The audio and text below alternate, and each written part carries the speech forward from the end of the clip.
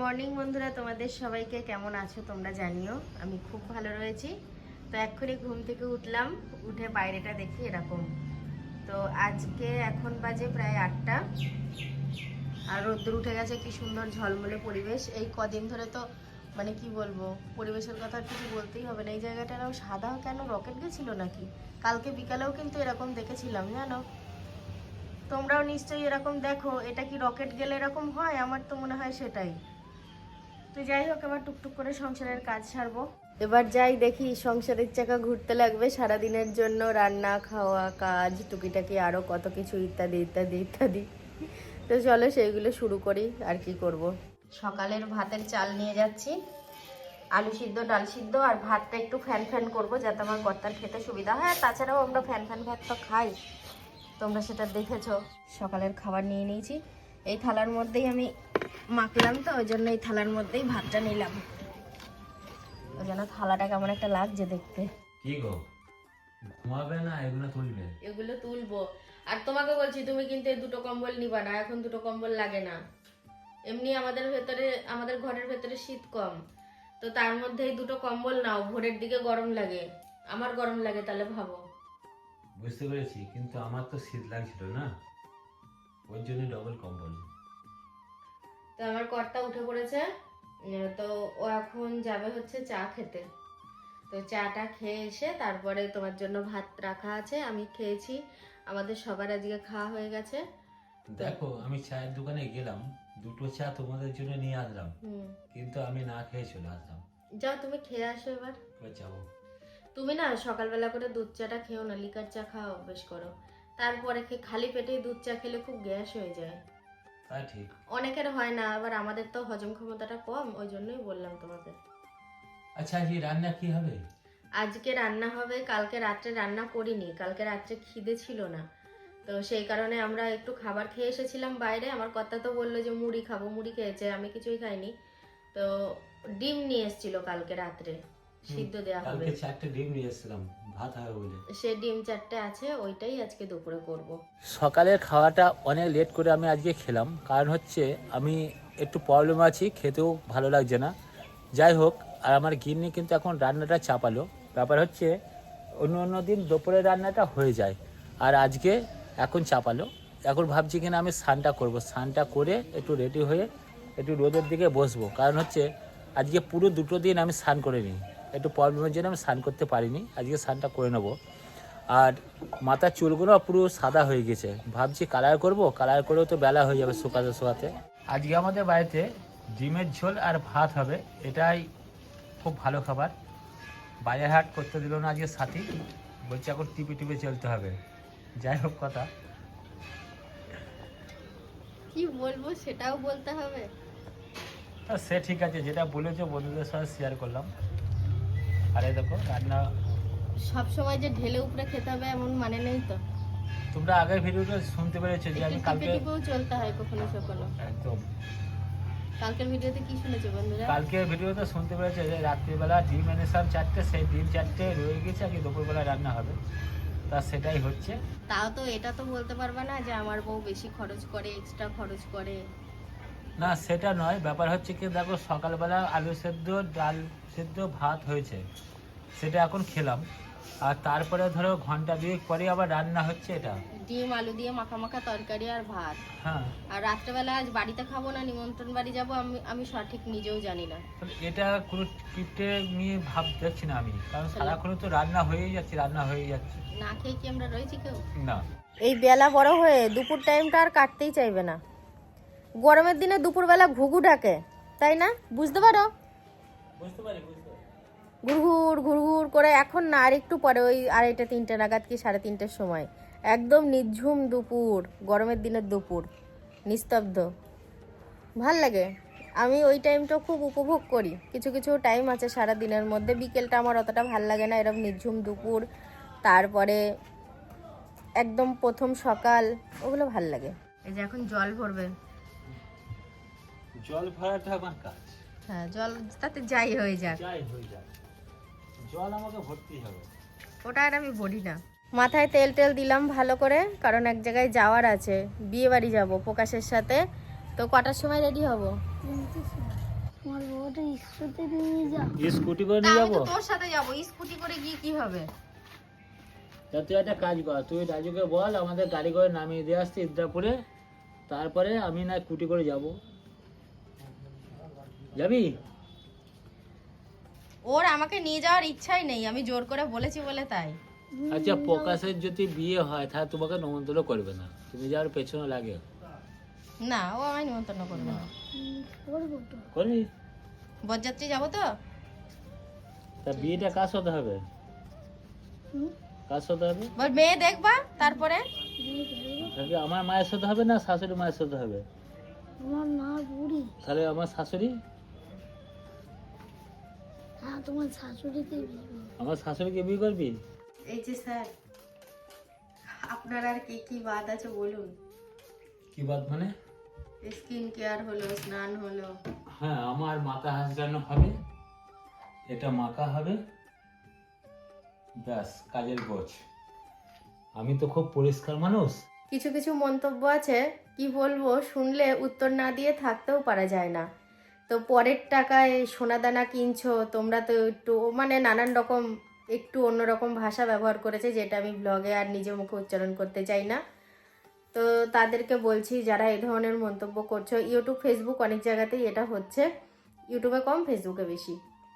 তো বিষয়টা হচ্ছে পরের টাকা একটু ভেবে দেখো তো, তোমরা যারা কমেন্টগুলো করছো তারা কি টাকা আমার হাতে তুলে দিয়ে যাচ্ছ না আমার অ্যাকাউন্টে দিয়ে দিচ্ছ টাকাগুলো, যে তাদের টাকায় আমি সোনাদানা কিনছি। তো এটা ঠিক, হ্যাঁ, এই দিক থেকে ভাবতে গেলে তোমরা পাশে আছো বলে সব কিছু হয়েছে, এ কথা আমি অস্বীকার করি না। তোমরা যদি ভিডিও না দেখো তাহলে কিন্তু সম্ভব নয় কোনো কিছু, এটা তো আমি বলি। আর এটা নয় যে তোমরা আমাদের হাতে টাকাগুলো তুলে দিচ্ছ। একদিন আমরা যদি ব্লগ না করি তাহলে কি করে তোমরা ভিডিওটা দেখবে আর সেখান থেকে আর্নিং করবো বলো? আমরা ভিডিও করছি, ভিডিও করতেও তো অনেক পরিশ্রম আছে, যারা করে তারা জানে। একটা ভিডিও কি খাচ্ছি কি পড়ছি করে ছেড়ে দিলাম সেটাই হলো না, তার পিছনে অনেকটা সময় লাগে, চ্যানেলগুলো মেনটেন করতে হয়, তো সব কিছুতেই মানে মাথাও কাজ করে, শ্রমও দিতে হয়, ঠিক আছে? তো এই ধরনের কথাগুলো বলার আগে অন্তত দুবার ভাবা উচিত। আর যারা এই ধরনের মন্তব্যগুলো করো তাদেরকে আমি 1000 বার 1 কোটি বারও যদি বিষয়টা বুঝিয়ে বলি, কি কোনো কটু কথাও বলি, তারা কিন্তু আরও বেশি বেশি করে বলবে। তো তাদেরকে বলবো, তোমরা যত পারো আরও বেশি বাজে মন্তব্য করতে থাকো। হ্যাঁ, তোমাদের টাকায় গাড়ি বাড়ি সোনাদানা সব করছি, তো সবার তো ক্ষমতা হয় না সবার থেকে ছিনিয়ে নিয়ে করার, তো আমাদের ক্ষমতা আছে।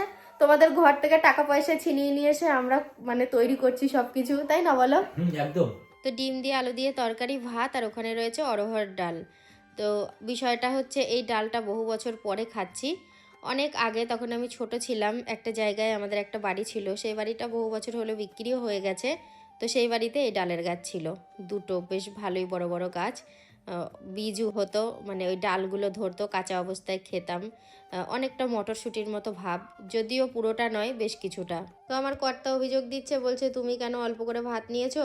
তো প্রথমত হচ্ছে এই ভাতটাই অনেকের কাছে স্বাভাবিক, আমরা বেশি বেশি ভাত খাই বলে এটা আমাদের কাছে অল্প বলে মনে হচ্ছে। আর আরেকটা কথা, যেহেতু অনেকটা বেলা হয়ে গেছে, আর বেলা পড়ে গেলে আমার ভাত খেতে ইচ্ছে করে না, এমনি সকালে খেতে চাই না, সকালে খেলে দুপুরে খিদে হয় না, তো সেই কারণে আমি অল্পই নিয়েছি যাতে শরীরটা ভালো থাকে। আমরা খাওয়া দাওয়া সেরে একটু ছাদে চলে আসলাম। আচ্ছা, কটা কথা বলি, হ্যাঁ, তোমরা কিন্তু কেউ কিছু মনে করো না, তাদেরকে বলছি যারা আমাদেরকে অনেক ভালোবাসো। আর তোমাদের উদ্দেশ্যে কথাগুলো বলিও নি, ঘরে যে কটা বলেছি গতকালকে সোনা কেনার ভিডিওটা দেওয়ার পরে তোমরা কেউ কেউ মন্তব্য করেছো, তাদের উদ্দেশ্যেই বলছি, তো বাকিদের জন্য নয়। কিন্তু আমি তোমাদের সবাইকেই অনেক ভালোবাসি। আচ্ছা বাদ দাও, ছাড়ো সব কথা। বলছি কি, যে আমি তো প্রত্যেক দিন কি রান্না করি, কি দিয়ে খাই, সেটা তো তোমাদেরকে জানাই। আর কি রান্না করেছি সেটা না জানালে ব্লগটাই সম্পূর্ণ হয় না। তোমরা আজকে আমাকে জানিও তো, তোমরা আজকে দুপুরে কি দিয়ে খেয়েছো, কারণ আমার খুব ভালো লাগে একটু পরিচিত কাউরির সাথে দেখা হলেই, মানে যদি মহিলা হয় আমার মতো, তো তার সাথে একটু কথোপকথন যেই এগোয় জিজ্ঞাসা করি আজ কি রান্না করলে। তো আমারও তোমাদের কাছ থেকে খুব জানতে ইচ্ছে করছে যে তোমরা আজকে কি রান্না করলে, কিংবা কে কে কী দিয়ে ভাত খেলে। তো দেখো, আমরা অনেকক্ষণই এখানে রয়েছি, আর আমার কর্তা এমন একটা কাণ্ড করে উঠেছে না, চিৎকার করে উঠেছে, বলছে এই আমি সোনা পেয়েছি। আর আমার পুরো ভয় লেগে গেছে ওর চিৎকার শুনে। তো আমি ওকে বকলাম, আমি বললাম ওরা আচমকা কোনো কথা বলবা না, বুকের পিলে চমকে যায়।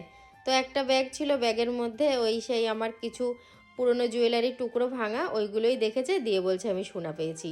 তো আমি ওকে বললাম যে এগুলো ছড়িয়ে রেখো না, পায়ে ঢুকে যাবে, কারণ কে কখন খালি পায়ে ছাদে আসে তার ঠিক নেই, তো ব্যথা পাবে, সেই কারণেই। দিয়ে বলছে কি না না আমি একটুখানি দেখে সব ব্যাগের ভিতর টুকরোগুলো ঢুকিয়ে রাখছি। আজকে ছাদে এসে একটা হারানো জিনিস পেয়েছি। তো আমার কর্তা মাঝে মধ্যেই বলে যে আমার অমুক প্যান্টটা তো দেখতে পাই না, কোথায় গেল, আলনায় খোঁজাখুঁজি করি। এবার ওর একই রকমের প্যান্ট অনেকগুলো, সবসময় পরার মতো। তো আমিও গুলিয়ে ফেলেছি যে কোনটা খুঁজছে বুঝতে পারিনি। তো কয়েকদিন বললো, তারপরে আমিও চুপ করে গেছি, ও চুপ করে গেছে। হঠাৎ করে বলছি কি এই এই তো আমার প্যান্ট। মানে আমি নিজে যে কবে মেলে গেছি আর আমার খেয়াল নেই, একটা সাইডে মেলেছি, সেই জন্য ওই সাইডেই ছিল, ওই সিঁড়ির যে ঢালটা তার মাথায়, চৌতারার মাথায়, চৌতারা না ওই যে ঢালের যে ছাদটা সেই মাথায় মেলেছি, আমার আর চোখই পড়েনি সেভাবে। যাকে পেলাম ভালো হলো, আর মনেও হলো ও সঠিক কথাই বলছিল, কারণ ওটা খুঁজে পাচ্ছিল না বলেই। তো এটা নিচে গিয়ে রেখে দেবো, কালকে কেচে দেবো, তাহলে আবার পড়তে পারবে। যখন আমাদের ওই একতলার ছাদ ছিল, ওই রাস্তার দিকটা একটু গাঁথা ছিল, তখন ওই কাঁঠাল গাছের ওই সবুজটা পেছনে রেখে অনেক ফটো তুলতাম। তো এখন ওই দিকটা খালি বলে যাই না, কোনো দিকেই যাই না ছাদের ধারে। আর ছাদটা ঘিরতে হবে, এটা সব থেকে বড় কাজ, না হলে কেমন ফাঁকা ফাঁকা, তো ভয় লাগে ভীষণ। উঠি না তা না, কিন্তু তবু একটু ভয় কাজ করে, কেউ উঠলেও খুব ভয় লাগে। আর কোনো বাচ্চা কাচ্চাকে তো উঠতেই দিই না। তো টুকটুক করে দেখো সন্ধে হয়ে গেল, আর আজকে মা বাড়িতে নেই, বেড়াতে গেছে, আজকে আসবে না। তো সেই কারণে আমার কর্তা সন্ধে দিচ্ছে, সোহিনীও বাড়িতে নেই। তো ও এখন ঠাকুর ঘরে ঢুকে ঠাকুর ঘরটা পরিষ্কার করবে আগে, তারপরে সন্ধে দেবে। আর বাইরেটা দেখো কীরকম মানে ঘোলাটে হয়ে গেছে, যেহেতু সন্ধ্যের প্রায় আগে আগে, আর 2-1 মিনিটের মধ্যেই পুরোপুরি সন্ধে লেগে যাবে। এই যে ঘটি করে গঙ্গা জল নিয়েছে, এবার দৌড়ে দৌড়ে দিয়ে দেবে। ওর আর আমার মধ্যে জল দেওয়ার পার্থক্য হলো আমি হাতে করে ছিটিয়ে দিই, আর আমার কর্তা ঘটিটা কাত করেই একটু একটু করে দিচ্ছে। এখন তো তবু শীত আছে বলে বেরোনো হচ্ছে না, না হলে যখন আরও গরম পড়বে, লোডশেডিং হলো কিংবা না হলো, তো এরকম রাস্তার ধারে সব এসে কতজন হাঁটবে, কতজন দাঁড়াবে, আমিও দাঁড়াবো, তাই তো। সন্ধে হয়ে গেছে অনেকক্ষণ, প্রায় ঘন্টাখানিক পার হয়ে গেছে। আমার কর্তা সন্ধে দিয়েছে, তারপরে টুকটাক করে ঘরে কিছু কাজ ছিল সারছিলাম, ঘরেই ছিলাম, আর বেরোয়নি, দিয়েই বেরোলাম এখনই। তো ভাবলাম একটুখানি তোমাদেরকে শেয়ার করি। চোখগুলো জল জল জল জল করছে না ফ্ল্যাশ জেলে, কিন্তু সেরকমটাই তো হয় জানি। একদম না, দেখো কুয়াশা পড়ছে, দেখো তাও তো কম, ঠান্ডা অনেকটা কমে গেছে। কারণ ওই পৌষ মাসে যা ঠান্ডা ছিল, সাংঘাতিক ঠান্ডা, আর কুয়াশাও খুব ছিল। কিন্তু আবার ঠান্ডাও কমে গেছে, কুয়াশাও কমে গেছে। এই তো, আর অমাবস্যা তো বেরিয়ে গেল এরই মধ্যে, নাকি পূর্ণিমা বেরোলো, মাঘী পূর্ণিমা গেল মাঘ মাসের। তো সামনের অমাবস্যার আগে ওই চতুর্দশীতে আবার শিবের মাথায় জল ঢালা, মানে শিবরাত্রি যাকে বলে। পাড়া থেকে বাড়ি আসলাম। অন্য দিন কি হয় দেখো, আমি দোকানে থাকি, 3-4 বার বাড়িতে চলে আসি। আজকে একটুখানি মানে সন্ধ্যে লাগবো মধ্যে তখন আমি পাড়ায় গিয়েছি, তারপরে ধরো একবারে বাড়ি আসিনি। বাড়ি এসে শুনলাম যে বাড়িতে কেউ নেই, সব বিয়ে বাড়িতে গিয়েছে, তারপরে এক জায়গায় কালী পুজোর নিমন্ত্রণ আছে, সেখানেও গিয়েছে। তা যখন আমি বাড়ি আসলাম, গিনে বলছে কি গো, তুমি তো অন্য টাইমে 2-3 বার করে বাড়ি চলে আসো, কিন্তু এখন আজকে এত লেট করলে কেন? তা 1 কাপ চা এনে দাও।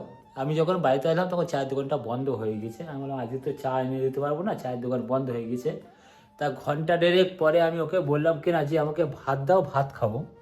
তা ইতিমধ্যে ও ভাত কিন্তু নিয়ে আসলো, ভাত নিয়ে এসে আজকে একটু ভাত কম ছিল, তা আমাকে ভাত দিয়ে বলছে কিনা আমি মুড়ি খাবো, আমার খিদেটা নেই। আমি বুঝতে পেরেছি যে আজকে ভাত কম আছে বলে ও মুড়ি খাবে, কারণ হচ্ছে ও খুব চাপা মানুষ। যদি খিদে লাগো পেটে, বলবে না আমার আজকে খিদে নেই, তুমি ভাত করা খাও, আমি একটু মুড়ি খেয়ে শুয়ে পড়বো। তা আজকে তাই করেছে, দেখো খাওয়া দাওয়া করে ঘুমিয়ে পড়েছে। মানে ঘুম তো মানে কি একটুখানি পরে দেখো ভুসভাস করে নাক ডাকবে। তাই যাই হোক বন্ধুরা, রাত মোটামুটি খারাপ হয়নি। আজকের মতন ভিডিওটা এখানেই শেষ করছি। সবাই ভালো থেকো, সুস্থ থেকো, দেখা হবে নতুন একটা ভিডিওর সাথে। Tata, good night.